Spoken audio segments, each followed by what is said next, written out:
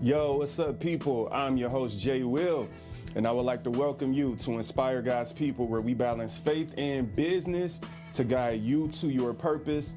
This is episode 214, Thoughts Worth More Than Money, part of the Millionaire Mindset series. So yeah, we're going to be talking about stewardship, freedom, opportunity. In this whole Millionaire Mindset series, that's what it's about. So it's not about having $1 million. It's about focusing on how the mindset of a millionaire will give you better stewardship, more freedom, better quality of life. And we're going to explore these things from a Christian perspective. This is kind of part of my life's work. You know, the Millionaire Mindset series, the School of Thought is what it's called.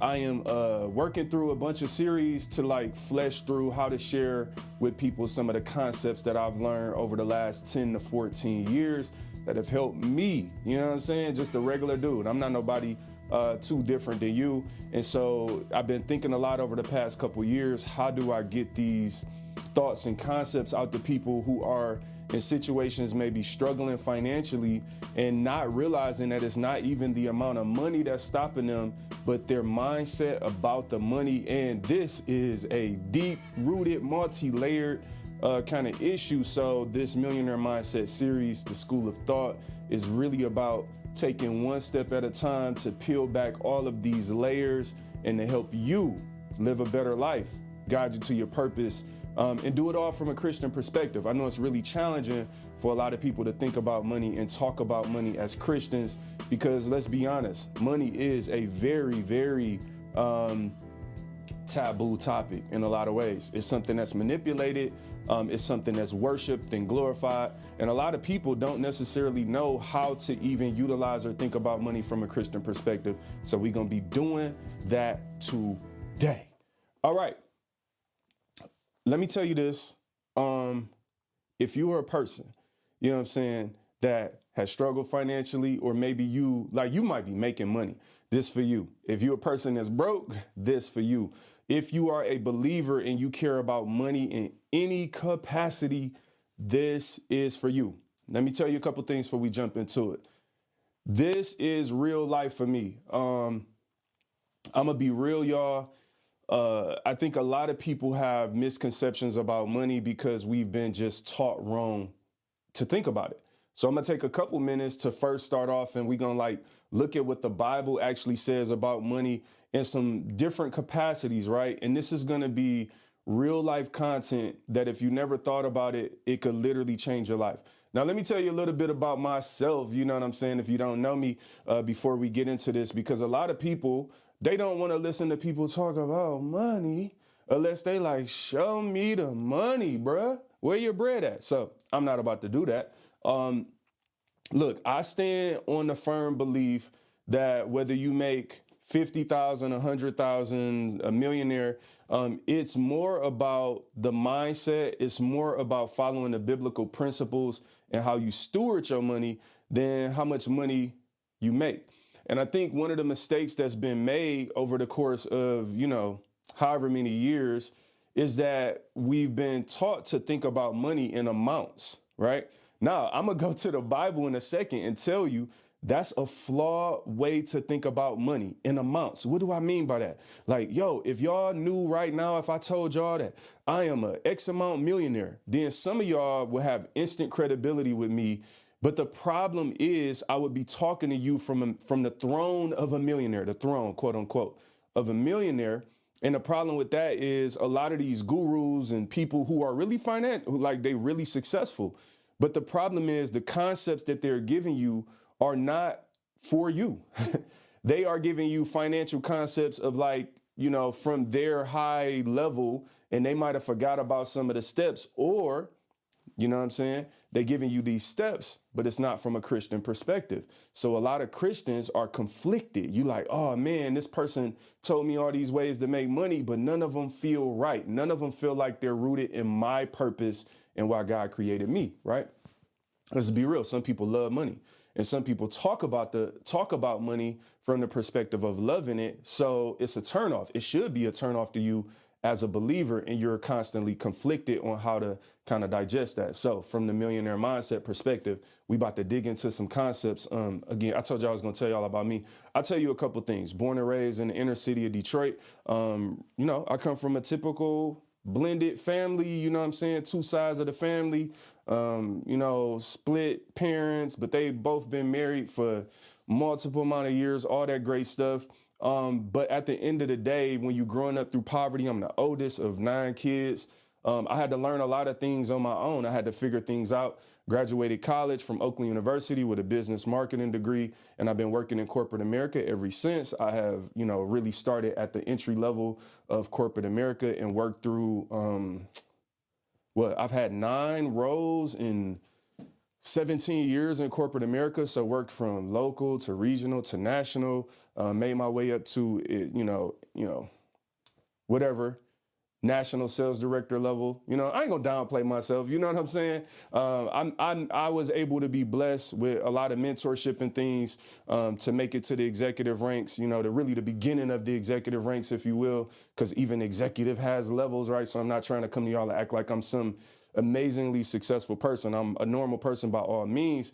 On top of that, I really have self-taught with real estate. Made a couple property sales purchases, made a couple good moves, and here I am. I have whatever I have. I'm not the most successful person in the world, but the reality of it is that I've been able, along with my wife, Tiffany, who has been with me along the way, we've worked plans and strategies. And what I learned along the way is that some of the things I'm gonna tell you and what the Millionaire Mindset series is about is that God showed me, like, through, the strategies that he gave me and how they work, is like, yo, I didn't have to be broke. And that's really what this is all about. And what I'm all about is that when I changed some of my behaviors, some of my habits, me and my wife, and we made agreements and strategies and followed plans through, we realized that there was a way as a normal person to live a much better life. That wasn't necessarily about throwing all of your money in people's faces. It wasn't about looking like a millionaire. Like, a lot of us are more focused on trying to look the part and trying to look successful. And we're going to talk about that right out the gate when I get started. But I'm really just trying to lay the foundation for y'all, because I'm going to tell you something. This is one of those things, if you really want like deliverance and like a better lifestyle, it ain't about a 30-second video. Some of us, we want to consume in 30 seconds, change my life in 30 seconds. No, this is like surgery. This is about getting down to the layers, down to your mindset, and peeling back those layers, but also making way for healing and deliverance, because we don't often talk about healing and deliverance or trauma through the sense of our finances. But the reality of it, the reality of it is that I can talk, people. I could talk. J-Pat, what up, bro? I see you in the comments talking junk. Look, the reality of it is that, we don't see, finances as something we need healing and deliverance from, but we do. I did. Me and my wife, along the way of our journey of being regular people, again, this isn't about, making money to throw it in people's face or loving money or basing your whole lifestyle about some certain amount. It's really about being a good steward, right? Because so you can have freedom, right? And then, you can have opportunities and a better quality of life. So that's what we're going to talk about today. Again, for me, it's been about balancing, making my way up through the corporate ranks and continuing to do that. I'm still working through a corporate career, still trying to grow as a leader, focusing on self-development. But then outside of that, also realizing that I've had to invest and do things on my own on the side, leverage some of the funds and money that I make through corporate America to make good decisions and not just go out and buy things. And that's really the first thing that I want to talk to y'all about as we get into mindset. And guess what? Yeah, we got slides, baby. I'm gonna throw some slides up here today, because we gonna really get deep off into what you really dealing with as it relates to your finances. All right, millionaire mindset. First thing right here, look, I'm gonna just be all the way real with y'all. And look, this is some of the stuff right here. This is our problem right here, y'all. This is how most of us see money. So our very first problem is that most of us see money in this sense, through Louis Vuitton bags. The bag right there costs $19.60. $140,000 vehicles, $100,000 watches, $500 to $600 shoes. And then if you notice, I left the side black for a reason, because all of these things lead to a black hole. They suck you dry. They lead to nothingness. This, for a lot of us, is the source of our poverty. And I'm going to tell you right now, I know it hurts when you first hear these type of messages and people talking like this, but this is the first thing you need deliverance from. I'm going to leave this on the screen for about 10 more seconds, because this is the first thing that is really destroying a lot of us. We worship the things we want. This is what some of us see money as. Let me say this. When you view money as simply things, then money will do nothing but be in a cycle of getting you things that lead to nothing. It's a black hole. It's a cycle. Now, I'm going to tell you why I believe this. It doesn't even matter how much money you have. You can be a millionaire, an actual millionaire. But if you are addicted to things, and that's what your life is built around, showing people your fake wealth, right? I'm going to go and buy a $100,000 car because I want everybody to know that I'm somebody. The problem with this is, if we being real, y'all, this is a multi-layered issue. First, you're wasting the money. That's what we're going to talk about today. But I want to just at least pique your interest on this other idea that you're also having spiritual issues about validation, right? So you're actually insecure and not happy with who you are, right? And I'm not talking about you in particular. This is a hypothetical person. It could be me. It could be anyone. We are insecure about who we are. So we take some object, some status symbol that we want to show people, look at this, I am somebody because I have this. The problem for a lot of us is that we get the status symbol, but we never even truly have the status. What do I mean? Your financials are about order. So when you do things out of order, like if you get $100,000 and then you go and get a $100,000 car, there's some other things that you skipped, right? You have no savings, you have no retirement fund, some people have no home and they have a Rolex. Like, you have this car, this luxury vehicle, you bought it out of order. So the thing is, you have the symbol. This is a symbol of status, right? That's why a lot of people drive luxury things and have luxury things. It just says that I am someone. I mean something in some way, right? The problem with that is we become so comfortable with the symbol, and we even elevate that more than the status itself. Because what if you could walk around in a Casio watch, but actually have wealth? Have you ever noticed, like, when you look at people who are wealthy, they don't wear things that say, look at me, I have money.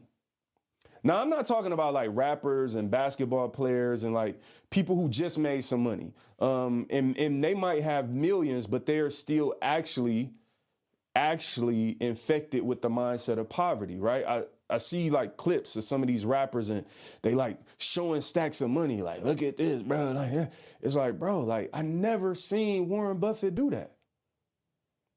Never. I never even seen people that didn't have wealth, but they gained status, do that. Think about some of the most prestigious people through history. This might be a little extreme, but when I think about Frederick Douglass, I never see an image of like, I'm free. That's ignorant. That's ignorant. It's actually ignorant, because who you are and how you carry something says a lot about you. So when you gotta, like, we don't teach enough about dignity, honor, character, respect. These are things that I'm constantly trying to get better at myself, because I often ask myself, who are you? The question is, who are you? Right? What happens, so if you get a $100,000 Benz today, are you telling me that now you became better because of a symbol, because of a hunk of metal? I'm talking to the believers. Is that who stands before Christ? Like, is that who stands before Christ, fam? Like, you gonna pull up in your Benzo before Christ? It's not gonna happen like that. J-Pat, what up, my guy? Susan, what's up? What's up? All right, so let's jump back into this, y'all. All right, let's jump into this. All right, let me, where am I at? No, that ain't how I want to be. I want to be over here, and we're going to jump into this. All right, so what does the Bible say about money? Let's jump right into this, right? There's two scriptures I want to look at real quick. Genesis, and this is a reference for you to go back and check out yourself in your own time. Genesis chapter 41, verse 17 through 49. This is the Joseph savings plan. So this is a savings plan that I literally took from the Bible and implemented in my own life. Tweaked it a little bit, but conceptually, this is important. Genesis chapter 41, verses 17, I could talk through 49. It teaches you how to manage resources during good and bad times. It teaches you the importance of strategic leadership.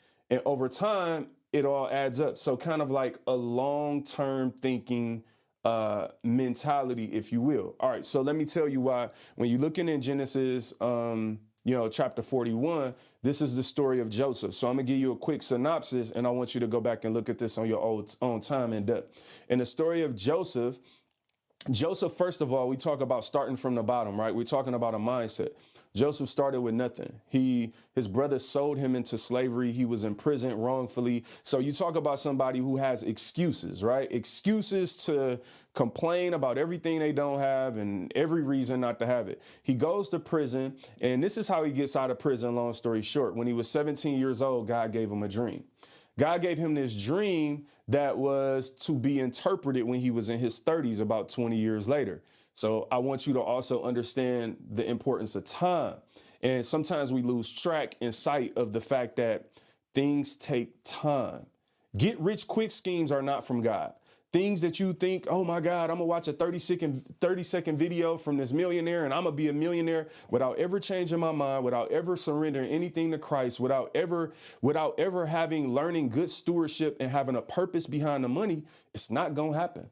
We're going to stick to Joseph. So Joseph has to interpret this dream from Pharaoh, which the dream in and of itself is this. This is dope.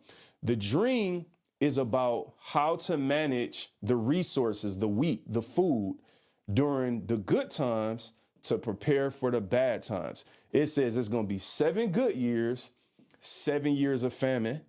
Joseph tells him by a God-given interpretation of this dream, this is what your dream means. You need to save. He didn't say the word 20%. I want to say he said 1/5. That's how I got to the 20%. But he said you need to save this portion of the food and the grain and the resources during the good times. It's a lot for us to learn here, dog, if we being real. Because during the good times, that's when a lot of us lose it. During the best of times, right? Tax season. Come on. All right, let me talk to you then, cuz. During tax season, it's jokes. Like, we joke about it all the time. I'm gonna be real with y'all. I stopped doing these type of jokes and laughing at these type of jokes a long time ago. Jokes about the bill collector calling you, jokes about being broke. That junk ain't funny to me. I was broke. So for me, it's like, all right, some of us laughing and you still broke. And it ain't funny to me. If it's funny to you, no offense, you could be broke and still go to heaven. So this ain't about taking shots at nobody or making nobody feel less than. I ain't talking about an amount of money. I'm talking about a mindset. But you got the good times that we lose it. God told Joseph through interpretation, through this dream that he told him the whole plan of how to survive. During the good times, you save 1/5 of the crops, right? During the bad times, now you've saved for 7 years, 20%, right? Year over year is compounded. So when you hit a bad year, you got all these resources that you were prepared for the bad times for. So what does that mean? It means that a lot of us, when we look at our own finances, have to ask ourselves, while things are going good, am I being responsible? Am I being a good steward? So remember, I told you the first thing we're going to talk about is stewardship. There are 3 reasons that I believe that it's important to learn about money as a believer. It is stewardship, freedom, right? And what did I say? Quality of life / opportunities. So freedom could really be / opportunities as well. Stewardship is the most important thing. This is your mindset. Stewardship is like this. What can God trust me with? All right. What can God trust me with? That's what stewardship is. Would you leave the keys to your car with your 5-year-old, right? That you can't trust that 5-year-old to steward that car, to make the right decisions, and so that you come back and your car is in this proper condition. You can't do that. But maybe if you get an 18 or 19-year-old, maybe still a little too young, I don't know, depending on what kind of car you got. But maybe you start being able to trust depending on their level of maturity. See, the thing is, some of us have the mindset of a 5-year-old when it comes to finances, but we want God to entrust us with millions. In order for God to entrust you, now I ain't talking about you can go out here and do shady stuff for money all day. It don't got nothing to do with God. I'm talking about for God, for purpose-driven money, for God to entrust you with finances and opportunities and resources. He has to know that you're going to do the right thing with it. The right thing is hard to do, y'all. Because some of us, we think about the right thing through the wrong mindset, right? I ain't even going to get into that. So that's the story of Joseph. And what happens is Pharaoh says to Joseph, since God gave you this plan, then who better than you to lead it? And that gave Joseph the opportunity to actually lead this strategy in the kingdom and actually be in in command to Pharaoh, right? So a lot of us always focus on he's in second in command to Pharaoh, all this stuff. But you have to look at what he did to get there and the strategy he used, and it worked. That's really the thing. Rochelle, what's up? How you doing? Thank you for jumping in and commenting. The thing we have to understand is that it worked. All right, so let me keep it going, y'all. Let's go back. Let's go back here. The second scripture that I want to talk to y'all about is Matthew chapter 25. That's the parable of the talents in 14 through 30, right? So Matthew chapter 25, verses 14 through 30, parable of the talents. Some have more, others have less. These are some of the takeaways we'll have from there. It is sinful to do nothing with the little you have. Ooh. And passive income gains interest. All right, so when you think about Matthew chapter 25, verses 14 through 30, again, this is the parable of the talents. And what are the first thing? Some have more, others have less. All right, so I want to talk about this as it relates to money. This is why I don't talk about finances through the lens of, are you a millionaire or not? How much money you got? Show me your money. Show me your watch. Show me your car. Show me you. All that. First of all, I'm going to just be real with y'all. I never want that stuff to define me. Like for me, it's like if I throw stuff in people's face, then that's telling them that is who I think I am. But if I just show people me, right? That's how I feel. My character, my personality, whatever it is, my thoughts, my mindset, like they'll get me. And then what'll happen is, because the Bible says the Lord giveth and the Lord taketh away, if I ever found myself in a position where I didn't have something, I'm still me. So I don't have to front for nobody because I lost something or because something happened. And I think a lot of us put ourselves in position, just, if you think about it, just philosophically, like you on Facebook all the time. Oh, I'm gonna tell y'all, this is where you see this the most, right? You see this the most in relationships. This ain't a shot at nobody because everybody do it. So in relationships, everybody is always like, we happy online. You will only see the happy pictures. I ain't never showed y'all an argument with me and my wife on Facebook. So you only see all the good stuff, right? And then the moment somebody broke up, divorced, like something changed, like a lot of times you really just know because something in the behavior changed. Because what happened is, it's like, dang, I done spent all this time trying to show people that I'm in this perfect relationship, that when it ain't perfect, it's like, I'ma just not say nothing. I'ma not say, right? And so what happens is you put yourself in a position where it gets weird because, all right, I announced all the good stuff, but I never announced we wasn't together. Y'all just got to figure that out. I ain't saying you should announce a divorce. I'm just saying that this is the position we put ourselves in when we like always showing people stuff. Then when we lose it, it's kind of like, oh, I'm embarrassed, right? That's really what happens. So let's go back over here. Some have more, others has less. It is sinful to do nothing with the little you have. All right, so Look, Matthew chapter 25, verses 14 through 30, the parable of the talents. I'm going to give you a quick synopsis of what's there, same way we did with Joseph. And I want you to go study that in your own time. At the end of the day, this is a parable. So this is Jesus giving this parable of a situation, right? And Jesus talked in parables on purpose to believers, so that believers can understand what he was saying. This is a conversation he had at one point with the disciples. All right, cool. So when you think about the parable of the talents, what happens is the master leaves 3 different amounts of money. Talents is what the currency was called, to 3 different servants, right? So you leave one talent. So let's just say dollars.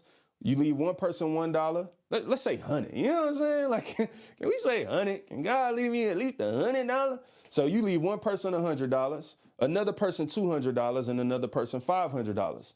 The master leaves. They don't know when he's coming back. This is stewardship right here. We still talking stewardship. So the master leaves, gives the servants this amount of money to steward. God want to see, all right, what you gonna do with what I gave you? So you had 3 different scenarios. The person that had the 5, they took it and they doubled it and made 10. Like, ooh, okay. I see you out here, player. You doubled it and made 10. The person that was left with 200 took it, or the person with 500 took it and made 1,000, right? We ain't talking about dollars, we talking about hundreds. So I got to get it right. So the person that left $200 took it and made $400. All right, I see you, player. I see you, big dog. Person left $100. You know what they did? Ooh-wee, this is what some of us do. See, this is when we talking about the millionaire mindset. You know what I'm saying? We trying to like cleanse ourselves right now. Person with $100 dug a hole, hid it in the ground. Hid it in the ground because they didn't think it was enough. Some have more, others have less. So we got to realize in this life, some of y'all just gonna have more than me. Some of y'all got more hair than me. I got to be cool with that. See, the thing with me is like, we have to be cool with who we are. So many of us are trying to compete with each other that we don't even realize you competing with something that you ain't never gonna have, bro. The reason I don't want to waste time competing with people is because some of the stuff y'all got, I'm just never gonna have. So it's like, bro, I would be wasting my time competing with you because God blessed you and entrusted you with something that he just didn't see fit for me to be entrusted with. It ain't mine. You feel what I'm saying? The person with 1 dug a hole, left it in the ground and did nothing.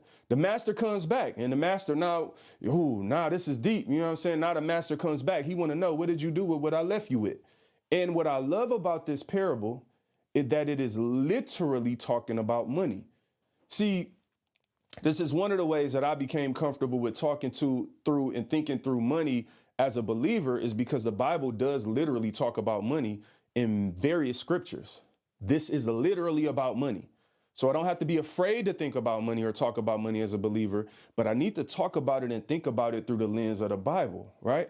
All right, that's different. That's different. So master comes back. Look at the person that took 500 and turned it to 1,000, 5 talents and turned it into 10, and said, well done, thy good and faithful servant. You have been faithful over few. Now I will make you ruler over many. See, a lot of us go around quoting this part. Well done, my good and faithful servant. Wait a minute. This is in reference to money.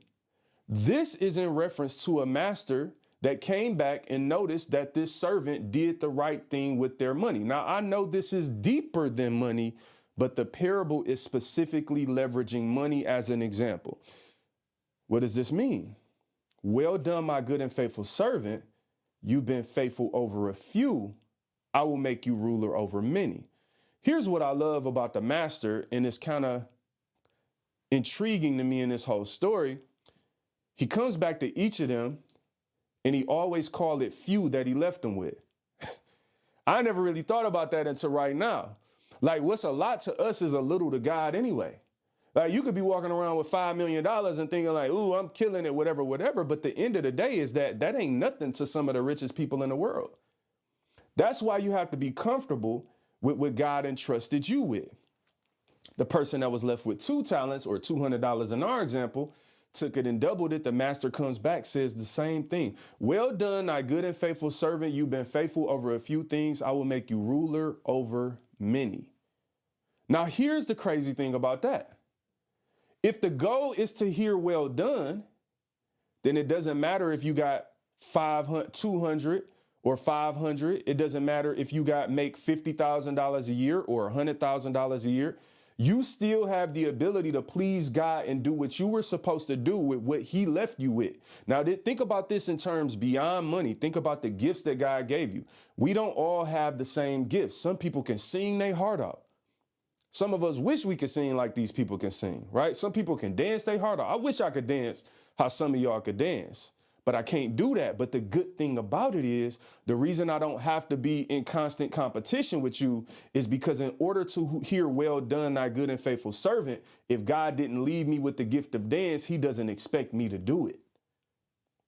See, the problem would be if I tried to go and live out your gift and do what God called you to do, I would never hear well done, my good and faithful servant. And then the last part of that that's super interesting to me is that you've been faithful over a few, so I will make you ruler over many. There's this interesting thing that God does when he can trust you with something is that he then gives you more. That's dope. The thing is, if I make myself trustworthy, I also prepare myself for abundance. Some of us have been trying to figure out, why can't I ever seek abundance? Why can't I touch abundance? Why can't I make it to more? And it could be that you can't be trusted. God can't trust you with the little bit he gave you, and you keep asking him for more. This is challenging to talk about because it sounds kind of harsh, but in order to make this point clearer, I got to go to the last person that I've been delaying talking about. The person that was left with one talent or $100 in our example. When the master came back, that person basically described to the master why he left, dug a hole and did nothing with what the master gave him. And the master called him a wicked and slothful or lazy servant. Then the master took what he did have and gave it to those who did the right thing and already had more. Man, you know how crazy that is? You know how crazy it is to think about. I was complaining because I only had a little bit. So I made every excuse in the book not to do nothing. Only for God to come back and call me wicked and lazy and take the little bit he gave me because he couldn't trust me to do the right thing with it. And see, God, what he wants, in that example in the Bible, it says you should have gone and gain interest on what I gave you. Now, here's what I love about interest. First of all, from a literal standpoint in talking about money, it's an important aspect in understanding what to do with your money and when to do it, because interest is this ability to do nothing, but still get more. And that's why God was like, in this scripture, it literally says like, you could have took it to the bank and gained interest, right? You could have, if you didn't want to do nothing, you could have did nothing a better way. You dug a hole and literally did nothing, but there was a better way. All right. What I also love about this idea of interest is if I look at this entire story at a high level, right now we're talking about, let's go deeper into purpose and spirituality and our gifts. God left you with a gift. He left you with the ability to do something to some extent, to some level, left us all with various amounts. When he comes back, what he's expecting to see is, what did you do with your gift? Did you gain interest for the kingdom of heaven? Meaning, did you use your gift to draw people unto him? All right. God gave you the gift to sing. Did you go out and become the next best R&B singer and take your shirt off and lead a bunch of people to the bedroom, make some baby making music, and you gained interest for the kingdom of darkness?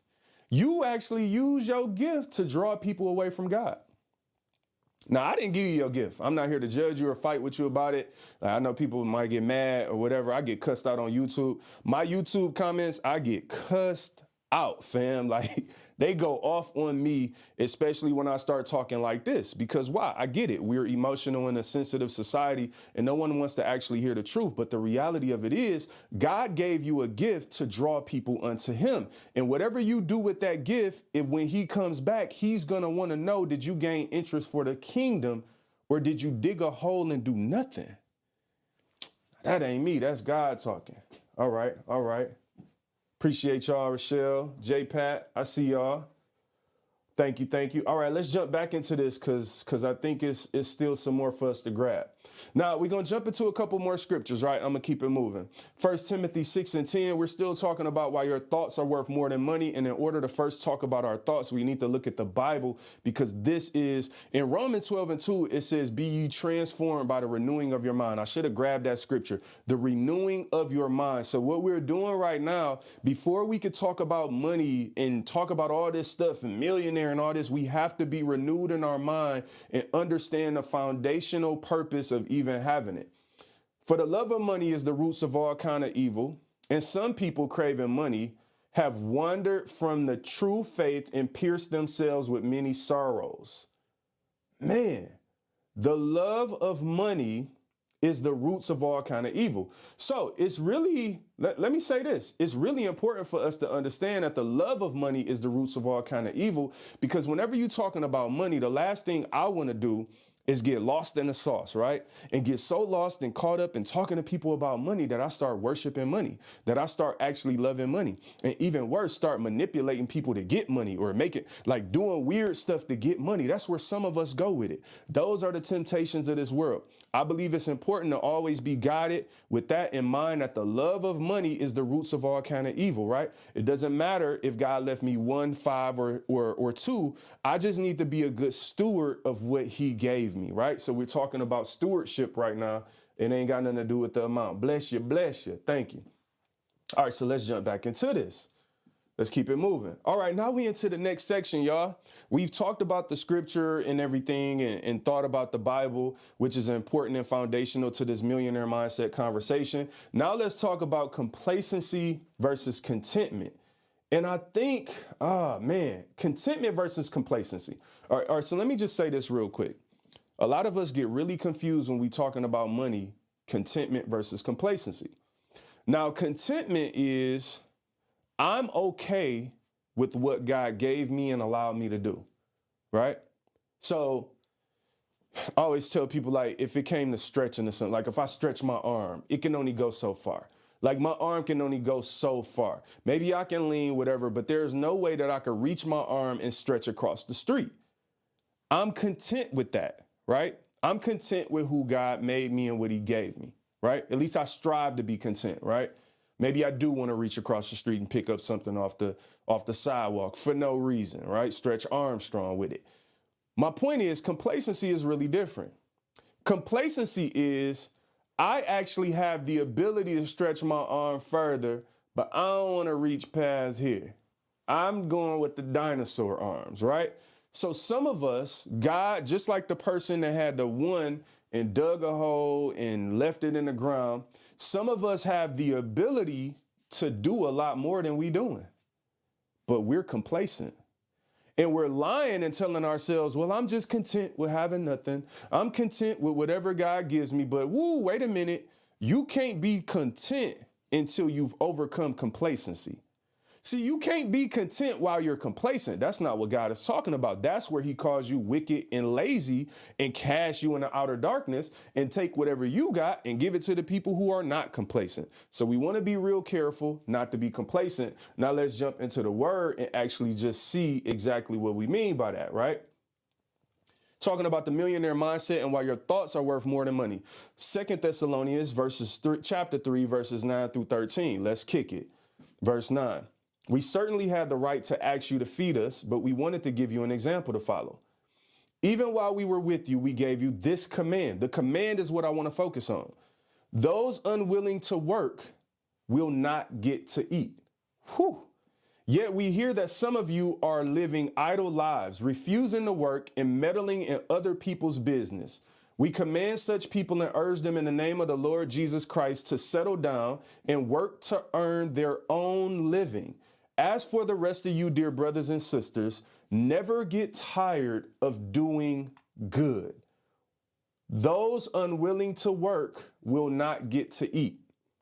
Yet we hear that some of you are living idle lives, refusing to work and meddling in other people's business. This is a very challenging scripture to hear, right?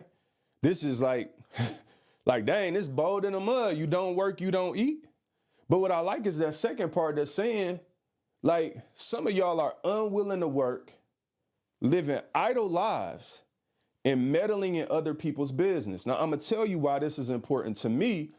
And it's because I've come to realize more and more in my own life that it's really important to try to minimize distractions as you grow in life.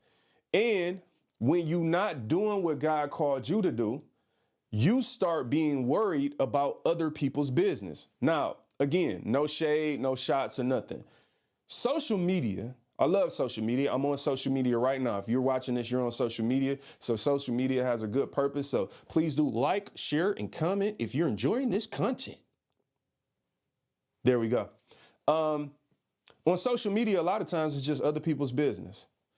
A lot of podcasts is just gossip.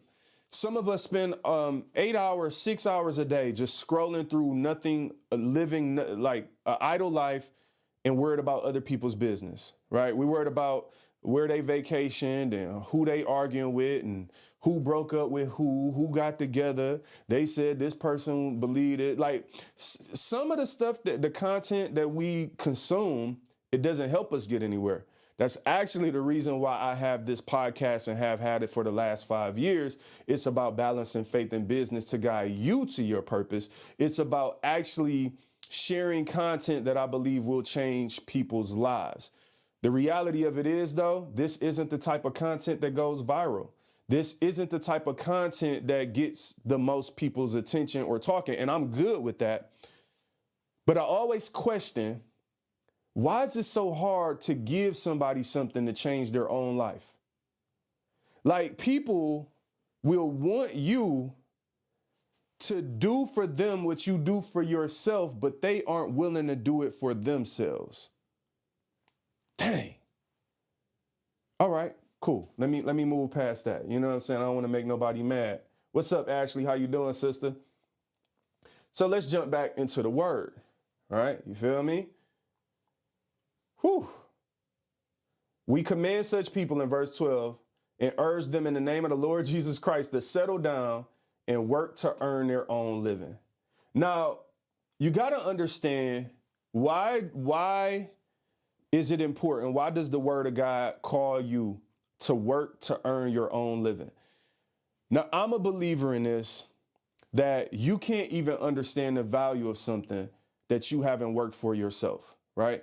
So just take it as like a person who has like, if it's I'm sure one of y'all out there watching this, y'all got killer abs, right? I envy you, right? So if a person is out there with killer abs, a lot of times we see the abs and we want that. You know what I'm saying? Like you see they muscles and you want the muscles. But what you're overlooking is the discipline and the work that they put in to get it. So many people, oh man, you lucky. Oh, you got this, oh, whatever. And it's like, bro, nothing comes without sacrifice. If you want to understand what somebody has gained, first understand their sacrifice. Whenever I see somebody with something, like if I have mentors and people that I talk to that are way higher up in corporate America than me, have way more money, way more success than me, you know, I'm never really interested in the things they have as much as I'm interested in how they got it. I always realized if you made it up to a certain level, if you got a certain job or make a certain amount of money, I always ask people, what did you sacrifice to get that? That's what I'm interested in. Understanding the level of sacrifice that it takes to go from good to great. That's what I'm trying to do. Trying to go from good to great. It's easy to get complacent being good, right? It's easy to get lazy when you good, I'm good, right? But getting to great takes discipline. And discipline will never fail you. I genuinely believe that. The person that has the killer abs, I'm sure will tell you what they don't eat, how early they wake up before work to work out or late at night to work out before sleep, and you know how much protein. I was kicking it with my boy Kel. My boy Kel's a pro athlete overseas, and we was kicking it recently, and he was telling me, I was with him actually in person, and he was telling me, he was like, yeah, man, you know, you got to look at all the food that you put in your body as a deposit. I'm like, oh, okay, parable of the talent. as a deposit. He like, yeah, so, as much as I work out and stuff. So if I eat a slice of pizza or whatever like that, it's just like, all right, I know that like, all right, I deposited this. So I got to go and deposit more over here. And so I'm like, oh, so you mean to tell me when I'm just eating cookies and cake at midnight and I ain't counting up the cost, you mean that's why I don't got the killer abs, Kel? That's why I don't got the guns, Kel? Because I'm just eating and I ain't counting. Look, some of us, I'm just cookies, don't matter. Reese cup, don't matter. Like you ain't counting nothing. But yet the person that's in shape like a Kel that's out here killing it, they like, oh, it's more to it. You feel what I'm saying? Sometimes it's more to what you think about something. What y'all talking about in them comments? Thank you so much, Ashley. Shioki, what's up, bro? Woo, everybody wants to be, not everybody wants to become. Woo! That's what happens when you get a pastor listening to your podcast. Appreciate you, bro. Everybody wants to be, not everybody wants to become. You got to really unpack what he's saying there. Everybody wants the Porsche. Everybody wants the big house. Everybody wants the title, but they don't want to do what it takes to become that. What I love about that, Chioki, is that you might not know, and some of y'all might not know, I have something called the Purpose Guide. Have a whole podcast episode on it if you're interested in checking it out. People, this is a commercial break, by the way. And it's called the Purpose Guide, and there are really 5 ways that I guide people to their purpose. It is learn, plan, do, become, be. Whoo! So before you can... I ain't gonna say it. Before you can be, you gotta become. He just told y'all. He ain't even know. Learn, plan, do, become, be. We all wanna be, but we don't wanna learn, plan, do, and become. All right, I gotta jump back into this so I can get done. Y'all playing games with your mans. All right, so now we are about to jump into the financial part of this millionaire mindset, thoughts worth more than money, right? So I wanna talk about what it costs to be you, okay? What does it cost to be you? This is something that I didn't make up myself as far as this concept. I actually got this from Jamal King. I was a part of Make Real Estate Real, his real estate program. So I want to, share the reference there. That was the first time that I heard this idea of what does it cost to be you. Although I had actually done this exercise a couple years prior to that myself, I didn't call it nothing. I just kind of did it. Let me take a sip of this water. The bad thing is because I'm wearing this mic, you could probably hear me like drinking this water like in a weird way. All right, so now we're talking about the nuts and bolts of what does it cost to be me. So this is an example of what it costs to be you. Now we talking about money, making money, being a good steward of money, all those type of things as my back itches. All right, so the first thing in this example, when you think about what it costs to be you, this is an exercise that I would advise everybody to do. In this example, we got rent at $1,500 a month. Keep in mind, this is an example. Estimates, yours might be way more, way less, depending on your personal situation. But you want to just look at the example here. Rent, mortgage, $1,500. Car note, $350. Gas for the car, $200. Utility, $700. Phone, $100. Food, $250. TV, internet, $200. Then I threw $250 for miscellaneous. In this example, this person, it costs $3,500 a month to be you. What does this mean? Why do I need to understand what it costs to be me? You need to understand what it costs to be you if you're going to have the millionaire mindset, because with the millionaire mindset, we put our money in its place. We treat our money like a bad kid. We don't let money run around and do what it want to do. We don't let money talk back to us and say whatever it want to say. I tell my money, you get down, you sit down, you go over there, bro. You feel what I'm saying? The problem with some of us is we let our money talk back to us. We let our money do a little bit of everything, dog. Let me tell you this. I don't let my money talk back to me in public. Like what you say, man, I said going to the savings, bruh. Get your butt over. You want some Gucci loafers. Man, what? I'm about to invest in this stock, bro. Get over in the stock. See, some of our problem is we get money and then money, it get hot and it's in your pocket burning a hole and the money telling you what to do. The money looking at you like, I'm about to go get a benzo. Bruh, That check, that tax, income tax come, that money looking at you like, what? I'm about to go get them Ferragamos, okay? Pharaoh, what? I tell my money, go and sit down, bruh. This is what I'm telling you. You got to talk to your money. You got to tell your money what to do, but you can't do that if you don't even know how much it costs to be you, okay? So let's get into it. If it costs $3,500 a month to be me, that means it costs $42,000 per year to be me. Now, why does this matter? Now I'm about to unpack this for you and tell you why this matters.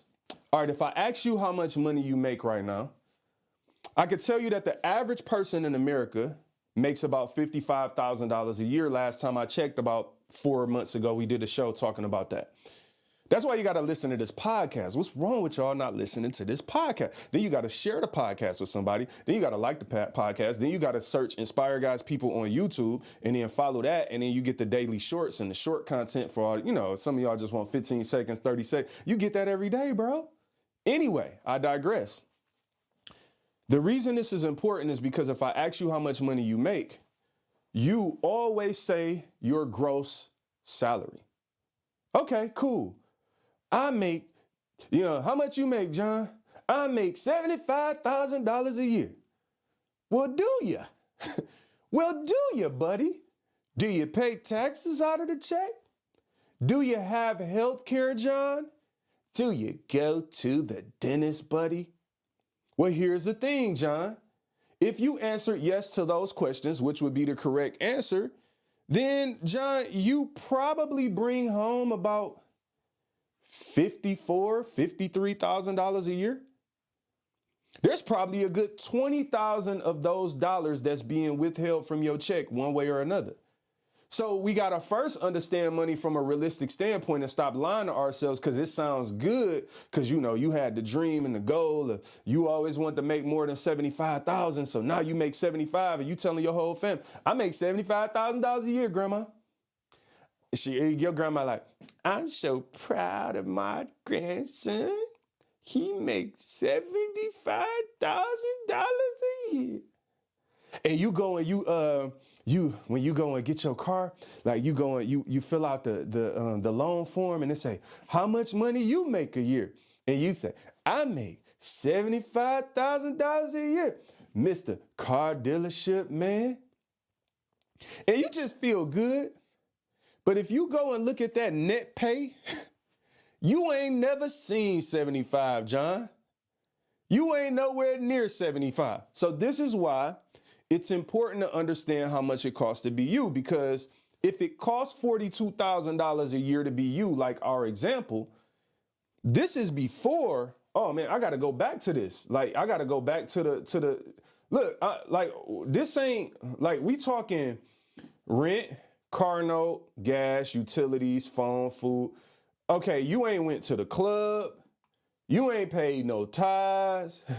You ain't paid back the people you owe them yet.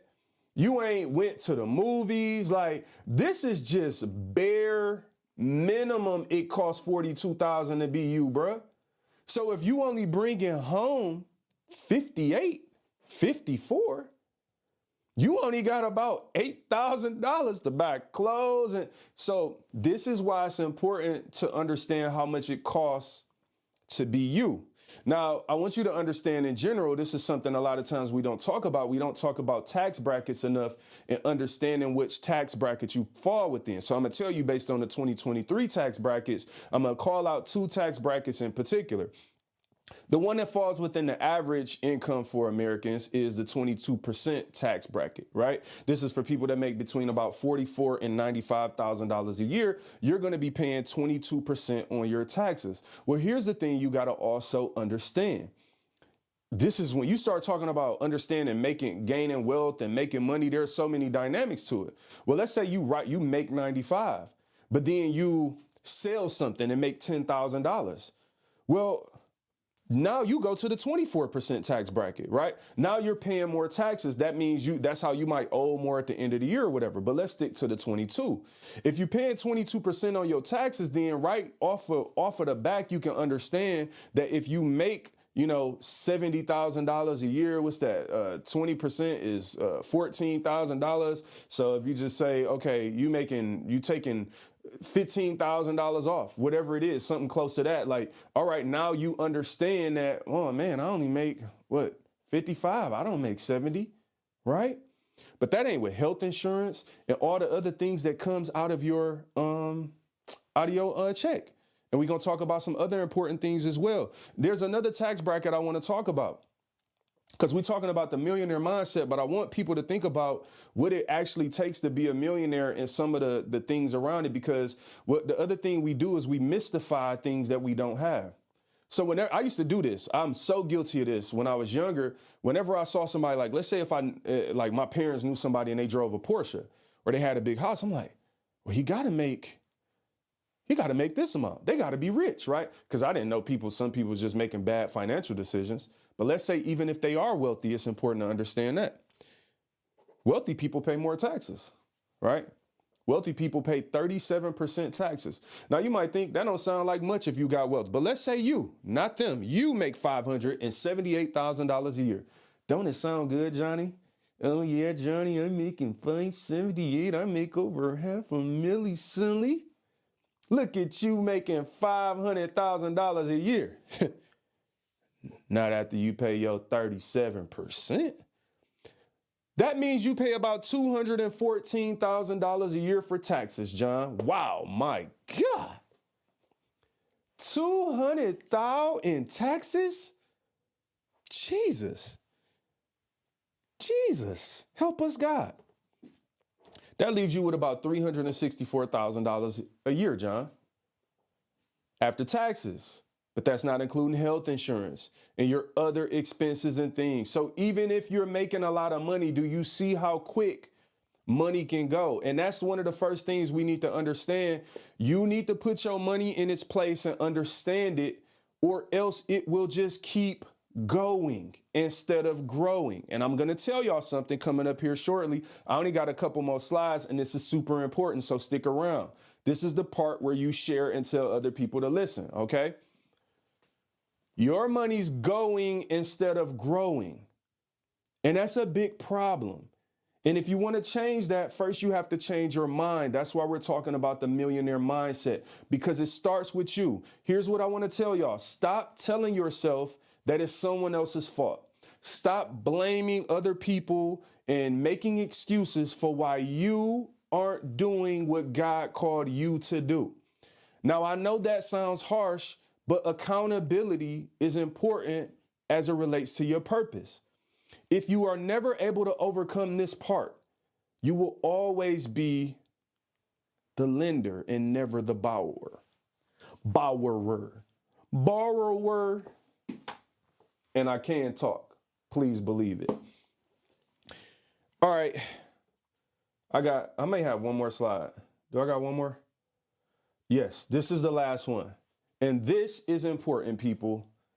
Today, tomorrow, forever. So when I think about my finances and think about laying out like how I believe people should view finances as believers, it's through the lens of today, tomorrow, and forever.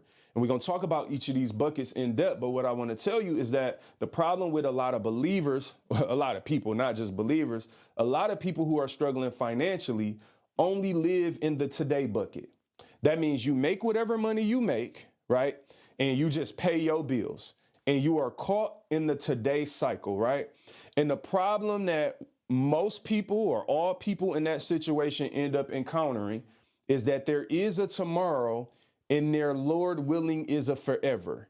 In preparation, if you go back to the book of Genesis, chapter 41, where we started, it was about what to do during the good times to prepare for the bad times, or what to do today to prepare for tomorrow and forever. And the Bible is really big on preparation and being a good steward, right? And when we think about finances, we're thinking about stewardship, we're thinking about freedom, and we're thinking about quality of lifestyle. All right, so now let's dig into this whole concept of today, tomorrow, and forever. All right, so when I look at this today, tomorrow, forever, right?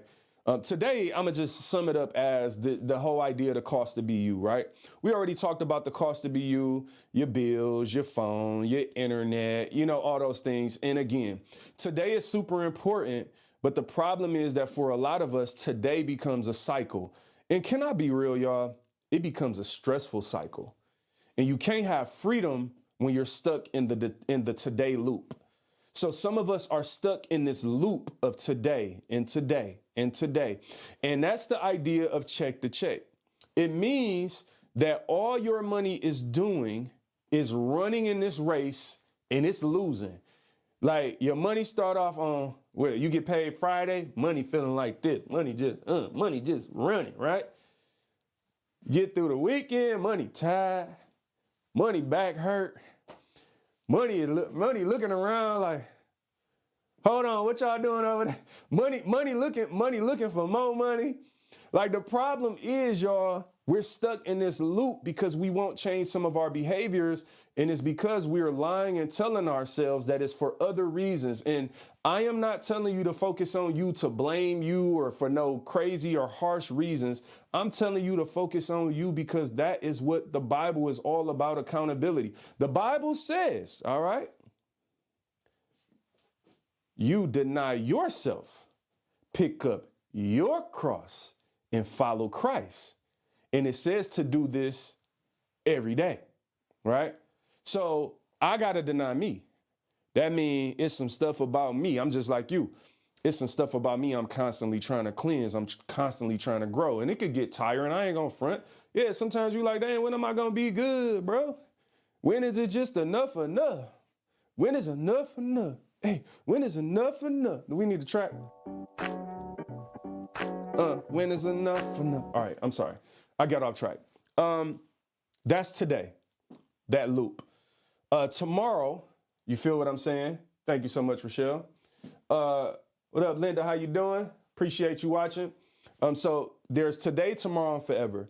So what the millionaire mindset is about getting you out of the today loop and thinking about the tomorrow and forever, and layering those decisions and strategies that you are making on a day-to-day basis financially about tomorrow and forever. So first, before I get done, I want to just talk about some of the things that fall under tomorrow and forever. So you got, as an example, what we got tomorrow, kids' graduation. Come on, bro. You got two kids, they graduate in 5th grade. Some of us wait till the day of to be like, Susie need a dress for the 5th grade graduation. My question is, wasn't Susie in the 5th grade 2 months from graduation when I saw you 2 months ago with the Ferragamos on? Wasn't Susie in the 5th grade? Wait a minute. When Susie was in the 4th grade, didn't you know the 5th grade was coming? You know what I'm saying? When you bought yourself the Louis Vuittons. Come on. Tomorrow. You know it's coming. Lord willing. Why not prepare for the kids' graduations, the kids' college funds, right? The vacation that you want to take, the license plate renewal. You feel what I'm saying? Those license plate renewals getting expensive than a mug. I'll be the first to tell you, bruh. But I know it's coming. I know my birthday coming up. I know I got to pay the license renewal. Come on. That's a tomorrow bucket. Home taxes. Come on. You know the taxes got to be paid in the summer and the winter. Insurance. If you like me, I like to pay my car insurance in bulks. So I like to pay 6 months at a time because this is something small. But I learned years ago, you do the math, and really when you pay for 6 months up front, you get a month free. It's cheaper. All right, I'm trying to get that free month. Christmas shopping.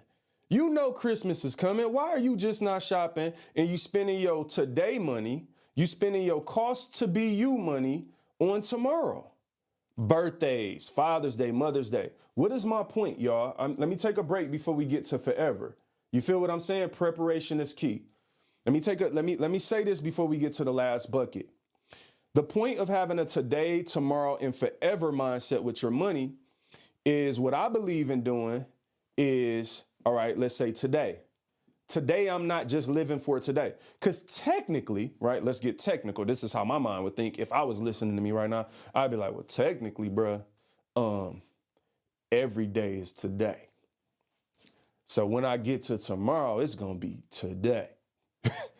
And that's the reason why you need to have the today, tomorrow, and forever mindset, is because when you get to tomorrow and it becomes today, you want to have done the right things to prepare for when you get there. This is about the future you. But if you are only focused on the you today, your future self gonna be mad that you was so selfish that you didn't think about him. Like, bro, come on, Jay. Why you didn't think about you, the you at 50, the you at 60, the you, like you didn't think about me? Come on, bro. So I make decisions now, me and my wife, it's like, yo, I know I'm at today, and I know today could be stressful, y'all. Let's just be real. Today could be so stressful and overwhelming for people that's why you can't escape the loop. But that's why we trying to escape the loop. And this is one episode. The Millionaire Mindset is a series where we're going to continue to peel back these layers. So don't think we are answering all the questions today, but we're dealing with some foundational things. Even though this is the third Millionaire Mindset episode I've done in the 5 years of having this podcast, this is the first one that's a part of the School of Thought series where we're going to really uncover it. All right, so let's keep it going.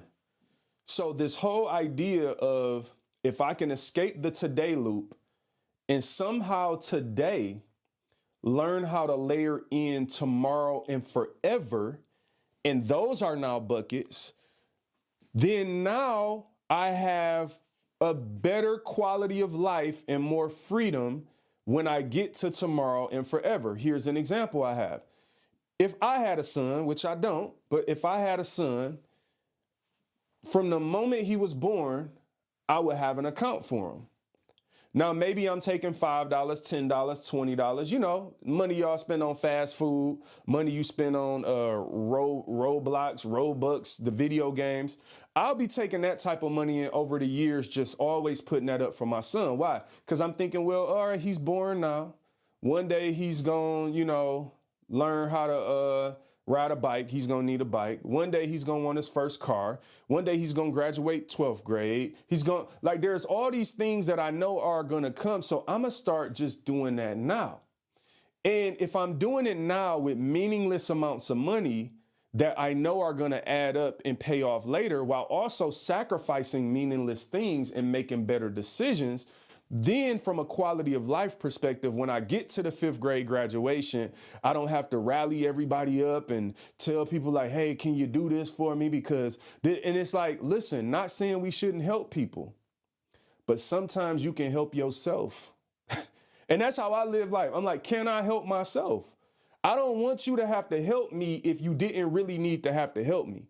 If you only have to help me because I didn't do the right thing when I had it in my pocket. So now I want you to sacrifice your tomorrow and your forever for me. And this is what is important, is that, again, if you live in a mindset that only today is important, you don't understand tomorrow and forever. Let me go back to the tomorrow and forever, just so you can understand. Are you telling me that your kid graduation ain't important? Are you telling me that they college fund isn't important?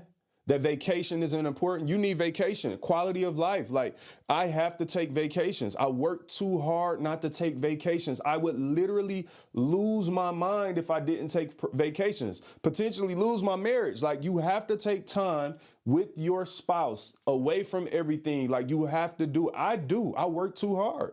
I'm sorry. I work too hard to just be in this loop of like struggle and stress and tired and nope, can't do it. I have to take vacation. So let's say, as an example, you are looking at the amount of money you think I make today, and you telling yourself, man, Jay making money, right? Jay making money. Well, what you don't realize is Jay ain't just thinking about today. Jay money got to be split between home taxes, insurance. Well, I don't really be Christmas shopping. Too many people in my family. Father's Day, Mother's Day, license plate renewal. Like, it's a lot of stuff Jay got to pay for. And we ain't even got to forever yet. And so what ends up happening is when you split your money this way, you put yourself in a more well-rounded position, but then this is the hard part. Now you need discipline to protect these buckets. Because when you start putting money in tomorrow, and we ain't even got to forever, what happens is now for the first time in your life, let me talk about this. This is something I had to overcome. When you like me and you come from like, you ain't had no money, like you didn't have none, right? When you come from having nothing and you get to the point where you got, let's just say you got $1,000, you never had $1,000, but your $1,000 is in your tomorrow bucket. But then somebody calls you and they need something for their today. This is challenging. I will never be able to build up my tomorrow if I don't respect the boundaries of it and treat it as just as important as an urgent bill. It's just as important that I have my money for my vacation and my health insurance and my taxes and things like that as it is that I pay my internet bill this month. So I need to have some discipline, and you need to be able to see money to grow money. Some of us can never grow money because anytime we see it, we let it go. Your money is going, it's not growing. Your money is going, it's not growing.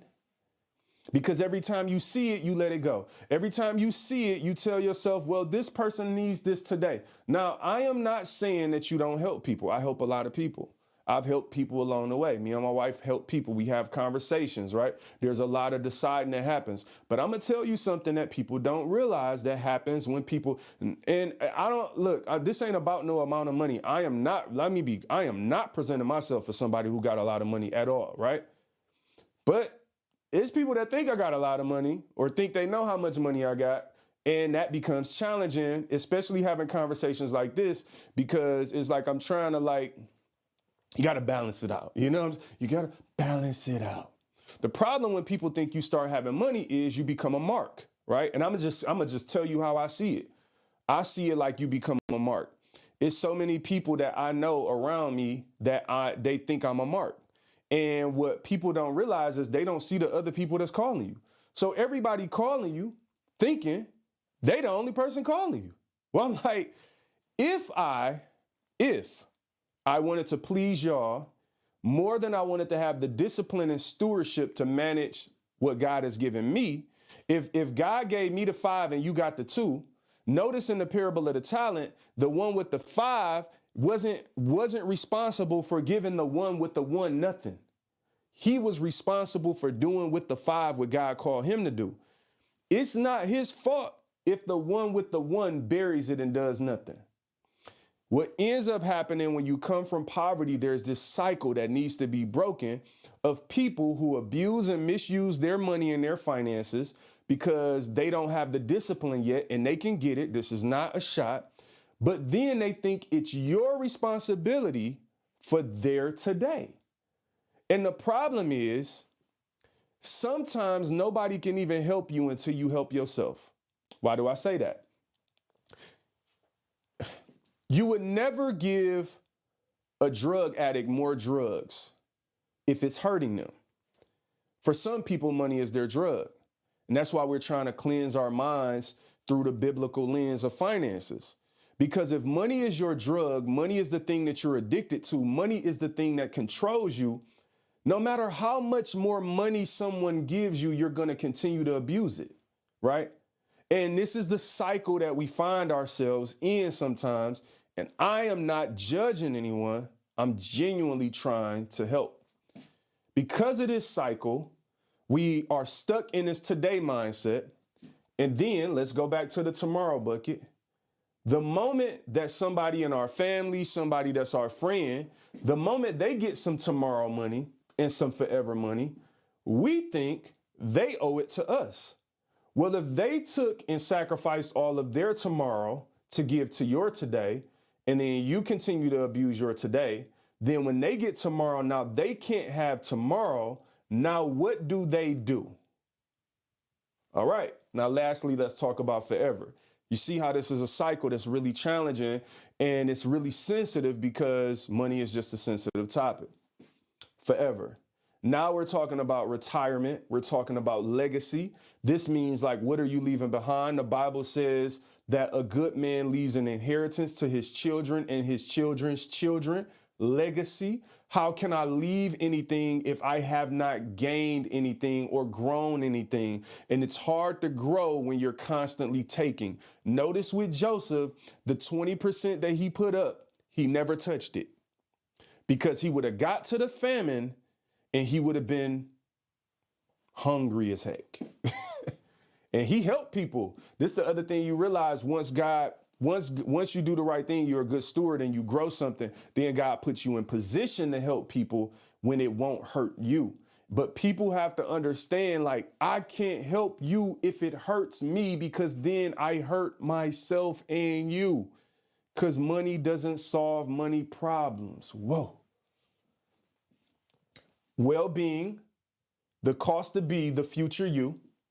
There's a cost to be the future you, charity and purpose. So when we think about our forever bucket of money, you need to be thinking about retirement.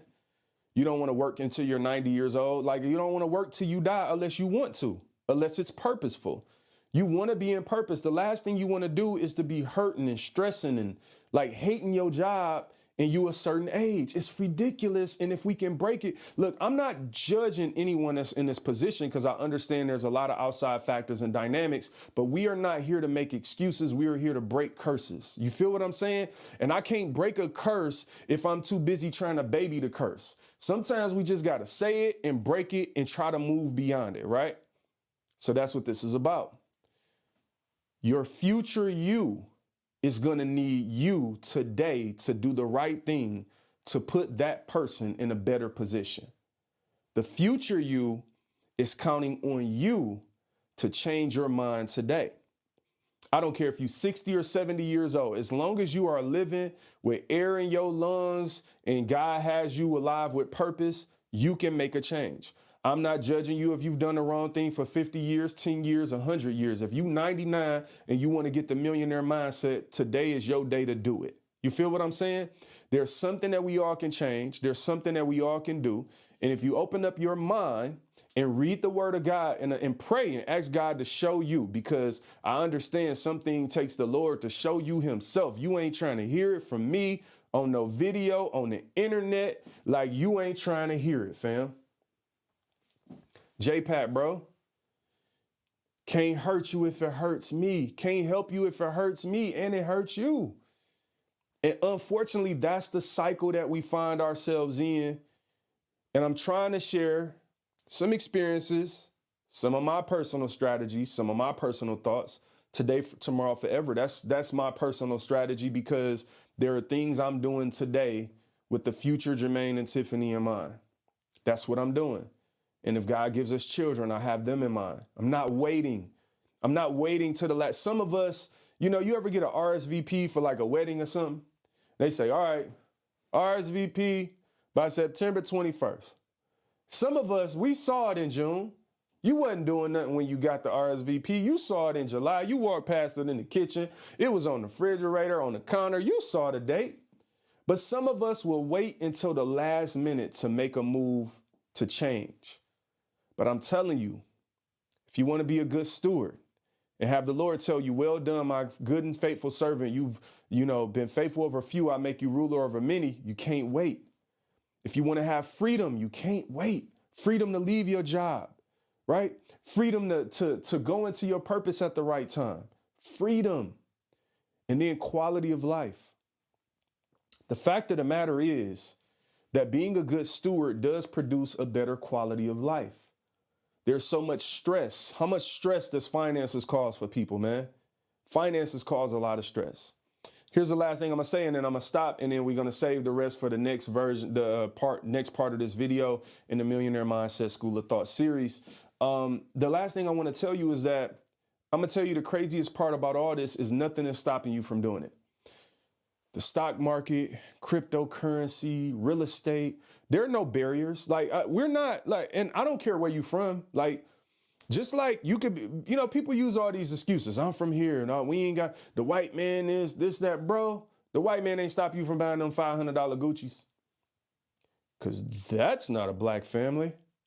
Stinger. Stinger. Some of us making excuses, bro. Like you making all these excuses, but then nothing stopped you from getting the Cardis. Come on, I'm from Detroit. They didn't stop you from getting the Buffs. It didn't stop you from getting the Challenger with the 22s on, like nothing. Like, why is it that nothing stops us from doing all this other stuff that wealthy people do? But the moment we got to do something responsible, we got excuses. The moment that we got to change something or make a sacrifice, we got excuses. I'm going to tell you like this. Sometimes the size of your blessing mirrors the size of your sacrifice. And some of us want blessings this big, blessings this big. Get it, get it. And our sacrifices like these. We ain't sacrificed nothing. What's up, family? Financial advisor. Say the darndest things. Appreciate you always commenting and showing love on YouTube. Much love. God bless you. Some of us don't want to sacrifice anything, but we want blessings that are just crazy. Look, I appreciate you checking out this Millionaire Mindset episode.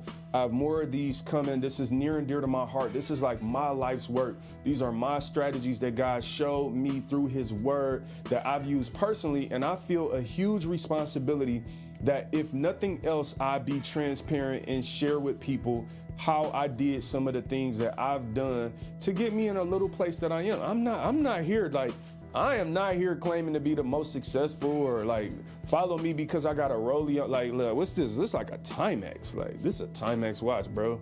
I'm talking about money and the Timex. That's wild. My man got on the Timex, but it's a classic 24. This is a classic. It's only like $24, but it's a classic.